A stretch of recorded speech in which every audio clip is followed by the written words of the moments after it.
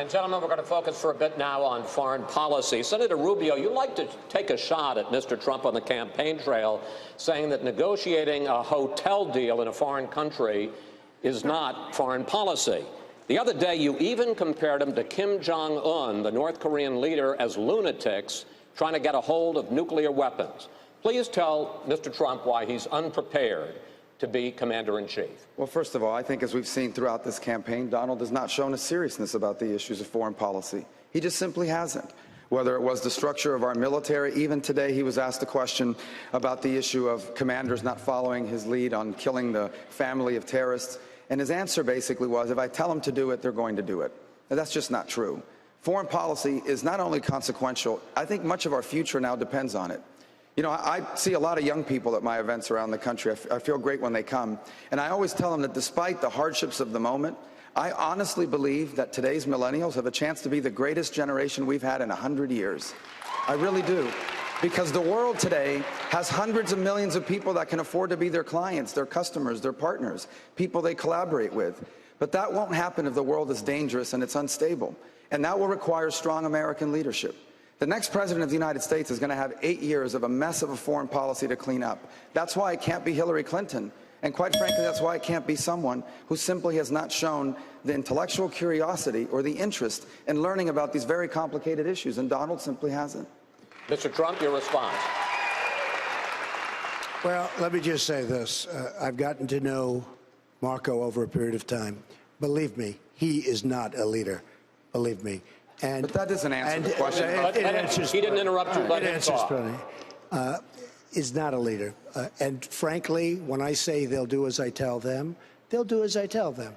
And that's it's very simple. It's very simple. We are in a very dangerous place. We have a depleted military, totally depleted. We have, by the way, our vets are treated horribly. We're going to take care of our vets. We're going to start taking care of our vets properly, like we should.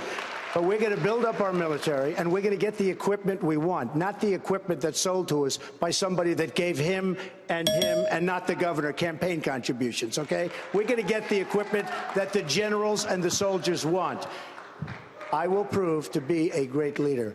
And, you know, it's very interesting. We talk about the polls. Every single poll, when it comes to ISIS and the military and the border, say by far Trump is the best. Mr. Trump, your time is up. Yeah, I just want a couple points. Once again, he was pressed on a policy issue to show his understanding of the foreign policy, and his reaction was just to attack somebody else with a name. Here's the bottom line, and I'm going to repeat it again. The world today is as complicated and as complex as it has been certainly in the lifetime of anybody here today. You indeed do have a lunatic in North Korea with nuclear weapons. You indeed do have the Chinese government taking over the most important shipping lane in the world. And Vladimir Putin, who you've expressed admiration for. Wrong. Well, Wrong. You've expressed admiration. Wrong. I know someone you see as a strong leader. Wrong. Is now dividing Europe up. He said very good things about me, and I said right, that's wonderful. I'm going to finish my statement here. Yeah, and he's also sowing instability in the Middle East. You have Iran is going to get $100 billion of sanctions relief. You have radical jihadists spreading all over the world. This is a time for seriousness on these issues. You have yet to answer a single serious question about any of this. Will you give us a detailed answer about foreign policy anytime you're asked on it? Let me just tell you, first of all, I've been hearing this man so long talking about Putin. Putin said about me. I didn't say about Putin. Putin said very nice things about me. And I say very nicely, wouldn't it be nice if actually we could get along with Russia, we could get along with foreign countries, instead of spending trillions and trillions of dollars? You're talking about Flint, Michigan. You're talking about places. We need to rebuild the infrastructure of our country. Wouldn't it be nice if we got along with the world and maybe Russia could help us in our quest to get rid of ISIS, et cetera, et cetera?